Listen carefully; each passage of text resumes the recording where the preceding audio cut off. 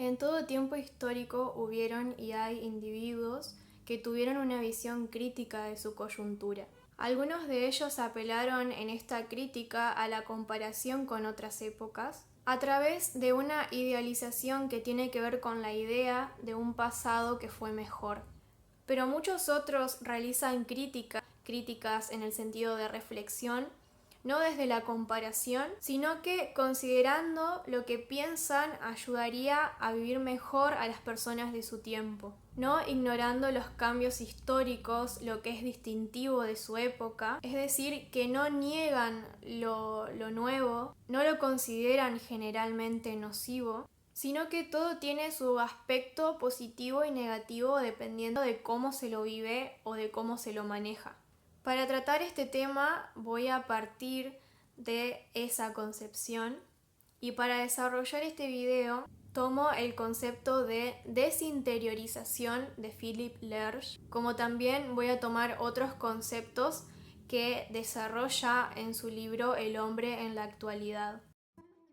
Podemos hablar de desconexión con la vida, de vida desinteriorizada, de desconexión con uno mismo, porque todos estos son sinónimos en su esencia y en su origen, en este caso. Entonces, dicho brevemente, la desinteriorización es la pérdida del contacto con uno mismo, con su interioridad y por consiguiente con lo existente en sentido amplio. Y ambas pérdidas se dan por conducir la vida propia a través de condicionamientos externos. Entrando más de lleno en las conceptualizaciones del autor, esta desinteriorización se da producto del racionalismo y la racionalización. El racionalismo es una corriente del pensamiento propia de la modernidad. En la época moderna, entre los siglos XV y XVIII, se tenía una confianza muy fuerte en el poder que tenía la razón o el pensamiento o el entendimiento para alcanzar verdades universales y objetivas. Es decir, que se creía que a través del pensamiento se podían encontrar métodos del pensamiento con los cuales se podía analizar el conjunto de la realidad y todos sus fenómenos particulares y estar seguros de los resultados que se obtuvieran. Lerche le va a llamar a esta forma de pensar pensamiento abstracto racional, pero van a haber otros críticos del racionalismo que van a denominar a esta forma de pensar con otros nombres. A mí me gusta cómo explica este tipo de pensamiento Vicente Fatone, que fue un filósofo argentino. Él va a hablar de un pensamiento puro. El pensamiento puro es el pensamiento que no es de nadie, que es despersonalizado, en donde el mismo pensador se olvida de sí mismo, de quién es él, de su contexto, de que él forma parte de ese mundo que está estudiando y se olvida de su propio interés por conocer el mundo. Todo en búsqueda de esa objetividad. Esto nos habla de una manera mecánica de pensar y de ser, nos habla de una frialdad, de ignorar un montón de aspectos en esa forma de pensar y de considerar al conjunto de la realidad. Esto lleva a una racionalización. Si el racionalismo era una forma de pensar, la racionalización es una forma de ser o de hacer sobre la realidad, a partir de esa interpretación que se tiene de la misma desde el racionalismo. De esto va a resultar la forma en la que se va a estructurar el mundo en sus niveles material, social, político y económico. Esto es la racionalización, la estructuración del mundo. La racionalización va a estar presente en la configuración del mundo a través del capitalismo, principalmente desde la revolución industrial. Hay distintas manifestaciones de esta racionalización. Nos vamos a encontrar con una mecanización. Va a haber una predominancia de los aparatos en la vida de las personas. Los aparatos van a permitir una mayor eficiencia, es decir, que se puedan alcanzar las finalidades en un tiempo más acotado, de forma más rápida, para que las personas se puedan dedicar de lleno al ámbito laboral. Va a haber también una mediatización. Acá lo importante es la raíz de la palabra, medio. La realidad, la naturaleza, se va a convertir en un medio de uso para las personas, en un instrumento. Se va a considerar todo como explotable, como abarcable, tanto a partir de la conducta práctica como desde el pensamiento. Esta concepción viene en conjunto con los avances tecnológicos, con los medios de transporte que van a permitir conocer lugares que antes no podían ser conocidos. Se va a lograr una visión más global del mundo, se va a tener un panorama general de lo que es el mundo y de lo que acontece en él, de forma que la duda se va a hacer menos presente. Nunca desaparece la duda, pero sí se puede enterrar o se puede ignorar. A su vez, y esto es lo que a mí me interesa y lo que considero primordial en esto que estamos tratando, es que esta instrumentalización de la realidad se va a ver reflejada en los vínculos que tienen las personas entre sí.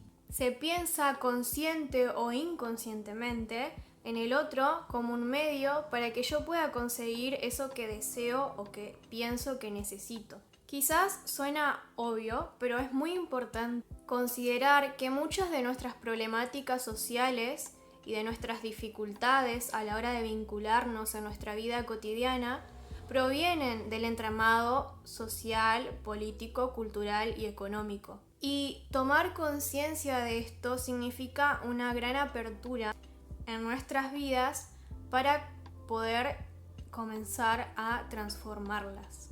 En esta relación que tenemos con los demás, mediada por la utilidad, se agrega la rapidez, la inmediatez de la que hablábamos antes. Retomando a Erich Fromm y lo que dice en su libro El arte de amar, vemos por todos lados el discurso sobre la necesidad de amor. Lo vemos en todos los medios audiovisuales, en las películas, en las novelas, en las canciones, pero lo que sucede con el amor es que todos piensan que quieren recibir amor o que necesitan recibir amor, pero ignoran el hecho de dar amor. Y que dar amor es condición de posibilidad para poder sentirlo realmente a la hora de recibirlo, para poder valorarlo y para que pueda transformar trascendentalmente a uno. Nadie considera que hay que aprender sobre el amor. De ahí el título del libro El arte de amar. Un arte, digamos, la expresión artística involucra trabajo, disciplina, aprendizaje, responsabilidad y conocimiento. Pero todas estas potencias requieren de voluntad, de tiempo, de paciencia, de implicancia. Lo paradójico es que todos queremos amor, pero no estamos dispuestos a dedicarnos a ser buenos amantes, ni siquiera de la vida o del lugar en el que vivimos. La mecanización y la mediatización llevan a la pérdida del contacto con el mundo. El mundo pierde su valor de sentido. Si todo se considera abarcable por la mente racional, por la técnica, por la aparatización, se deja de lado el misterio, lo arcano, lo oculto. Uno pierde el interés por el mundo, por conocer más de él. A su vez, esta es una visión ingenua. Nosotros pensamos que porque poseemos información como antes no se podía, sabemos todo lo que hay que saber. Pero si nos ponemos a pensar cómo llegamos acá, cómo las cosas son así como son, cómo lo que ahora es se originó, o cuál es su finalidad, su término, nos damos cuenta enseguida que hay mucho más. Si miramos el cielo, nos damos cuenta que hay mucho más. Si miramos las estrellas, si miramos cómo se comportan los otros animales, los insectos. Ortega y Gasset habla de las minorías y de las masas. La persona que se deja llevar por el entramado político y cultural es la persona de masas, quien está despojada de todo, que no se conduce a sí misma. Va a decir que hay un tipo de hombre que se repite, un tipo de persona genérica, que no se diferencia de otras. pero esta persona está contenta o no se inmuta por repetirse en otras. Mientras que las minorías son aquellos individuos que están siempre intranquilos y que sienten el peso de sus actos. Me di cuenta que la cámara hacía esto todo el tiempo, así que cambié de cámara. No sé por qué será, porque no sé de cámaras, pero bueno. Que se dedican a modificarse a sí mismos porque reconocen que hay una interrelación entre todas las cosas y con todos los seres, y lo que ellos hagan y lo que ellos son interviene y contribuye con todo lo existente. En esta racionalización también hay una especialización que comienza con la división del trabajo.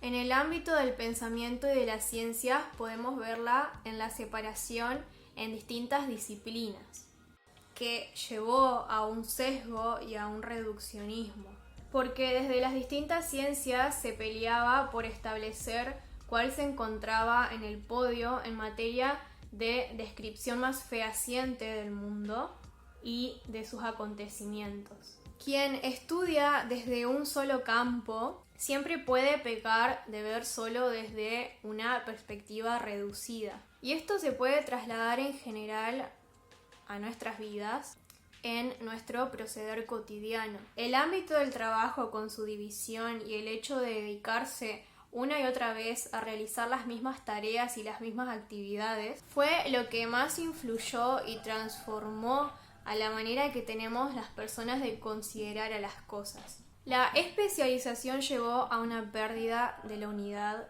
psíquica. Uno fragmenta al mundo, fragmenta a la naturaleza, no considera su interrelación y también se fragmenta al interior de sí mismo.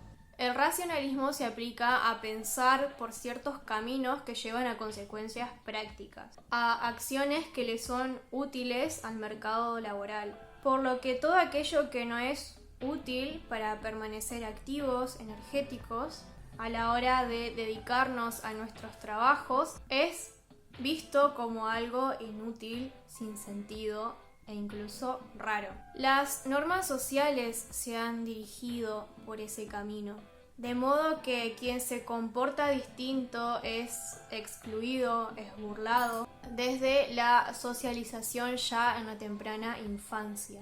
Salirse de la norma da miedo, genera rechazo. Podemos pensar en el ejemplo típico de el niño que pregunta por qué a sus padres y sus padres le cambian de tema, pero es porque tampoco ellos tienen las respuestas a las preguntas del niño, porque no se han permitido la oportunidad de contar con esos recursos. En el discurso de la modernidad no predominaba la subjetividad, las emociones, lo afectivo, exceptuando el movimiento cultural del romanticismo, que fue una reacción a la razón ilustrada y que confirió una importancia a los sentimientos, pero que se expresó en las artes y no en el ámbito de la investigación y de lo académico. Recién en el siglo XX, con las distintas psicologías, es que se va a comenzar a abarcar lo afectivo.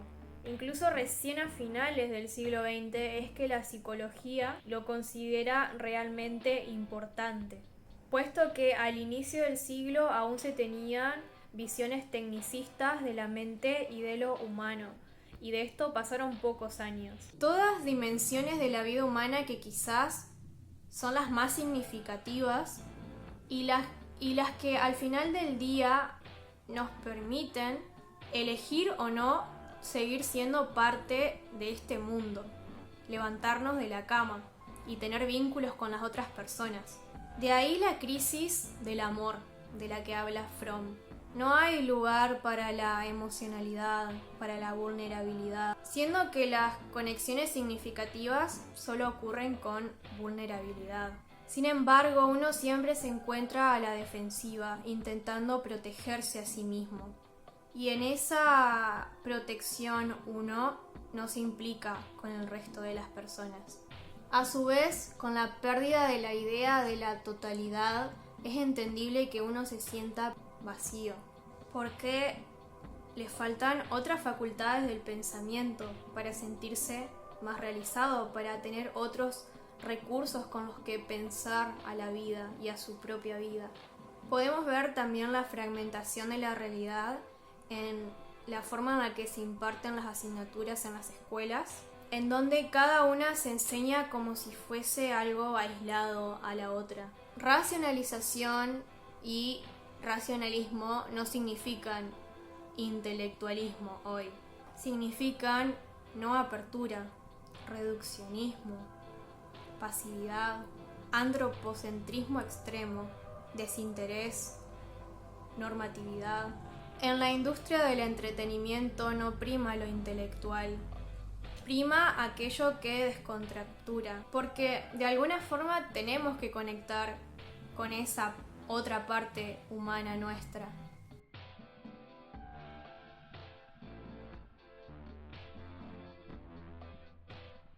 A su vez, la industria del entretenimiento solo insiste en algunas emociones. Uno debe reírse solo de aquello de lo que todos se ríen. Debe hablar de aquello de lo que todos hablan. Debe parecerle importante eso y no otra cosa. Esto también es la cultura de masas. Así uno no encuentra contacto con la vida, se interpreta todo desde lo conceptual. Si algo no se puede nombrar, se le quita el foco. Se pierde también la idea de la responsabilidad social, de la implicancia ética y de que somos sujetos históricos y que antes de nosotros hay una historia tremenda. Fue todo tristeza hasta ahora y mucha pérdida. Pero, ¿qué queda hacer frente a esta desinteriorización? Frente a esta desconexión. Lerch habla de una interiorización. Primero, ¿qué es la interioridad? La interioridad nos habla de aquello que nos constituye como humanos. Y aquello que nos constituye como humanos es este pensamiento racional, organizador, lógico, que nos lleva a la supervivencia, nos permite la supervivencia y la adaptación al medio y social, pero también eso que nos constituye como humanos es el otorgar sentido. Todo el tiempo nos estamos preguntando por el sentido, incluso aunque no nos demos cuenta. Otorgar sentido hace referencia a encontrar respuestas en el interior de nosotros mismos y tener certezas sobre esas respuestas que encontramos. Y que esas respuestas y esas certezas nos permitan afrontar la vida con ganas. Pero el sentido no llega a partir de vivir una vida pasiva, en donde uno no se involucra con nada ni con nadie, o lo hace solo superficialmente. El sentido o la realización humana se da a través de distintos caminos que uno puede ir descubriendo por sí mismo a partir de considerar el conjunto de las cosas y los fenómenos de la realidad de otra manera a la que venía considerándolos ahora. Un camino es el de la perspectiva existencialista o existencial, de pensarnos como seres vivos, como animales, que tienen conciencia de sí mismos, que pueden conducirse a sí mismos y a sus mentes, teniendo en cuenta su finitud, que por más que sea cliché, tenemos una sola vida. Podemos abarcar las cosas desde el asombro o la reverencia. Hay cosas que no podemos explicar. El asombro y la reverencia nos hablan de la humildad. En un estado de humildad aprendes mejor. Lo que pensás que es humildad puede que en realidad sea orgullo. El orgullo se preocupa por quién tiene la razón. La humildad se preocupa por lo que es bueno. Busca primero entender. No interrumpas el conocimiento de alguien con tu exceso de seguridad. Pasa más tiempo observando, escuchando y aprendiendo en lugar de querer ser visto y escuchado. Aprendemos al hacer preguntas y absorber información, no al hablar solamente. Suspender tu ego te ayuda a crecer. Estás en un mal lugar si sos la persona más inteligente de la habitación. Siempre trata de ser la persona más inexperta en la habitación. De que siempre se puede conocer algo nuevo sobre el mundo y sobre las personas, o pensar de otra manera y sorprendernos a nosotros mismos. Nos habla el asombro y la reverencia de ver desde otras profundidades, de nosotros disponernos a ver desde otras profundidades. La reverencia es una especie de disposición a aceptar en las cosas un sentido profundo y coherente que trasciende del mundo cotidiano.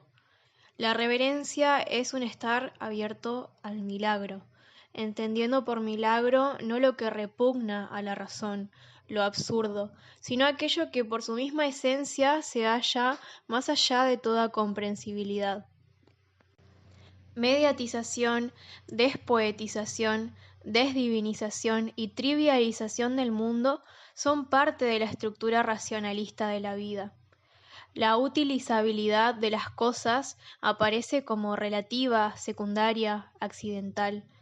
La reverencia no excluye la manera racionalista de encararse con el cosmos, sino que la acoge en sí para superarla y trascenderla. La reverencia se despliega ante la naturaleza, sus criaturas, sus leyes, ante todo lo no vivo y ante el hombre. Implica también respetar la vida que fluye y obra desde lo inconsciente. Lo que aprende la razón consciente no es lo último y definitivo. Se tratan de valores intrínsecos que se encuentran más allá de todo cálculo y explicación. Es algo que nos llama y nos invita a ser y a entender que está bien que seamos. Podemos ser desde la autenticidad. Se nos presenta la exigencia de decidirnos a nosotros mismos constantemente, de elegir quién queremos ser y qué es lo que queremos transmitir con eso que somos. Si hay condicionamientos, siempre hay un margen a la libertad y no se trata de una libertad de, sino de una libertad para. Es decir, siempre tenemos libertad para ser.